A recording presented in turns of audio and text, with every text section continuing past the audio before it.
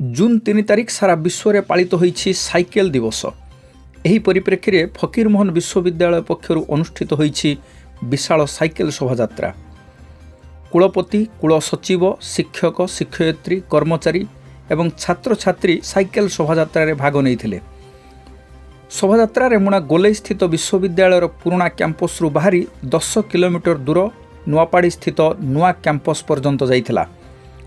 Cycle चलाइबा द्वारा स्वास्थ्यर उन्नति सहित परिवेश प्रदूषण मुक्ति एवं पेट्रोल, डीजेल आदि इंधन संचय संभव बोली शोभायात्रा जरिया जनसाधारण को वार्ता प्रदान करा जाइथिला।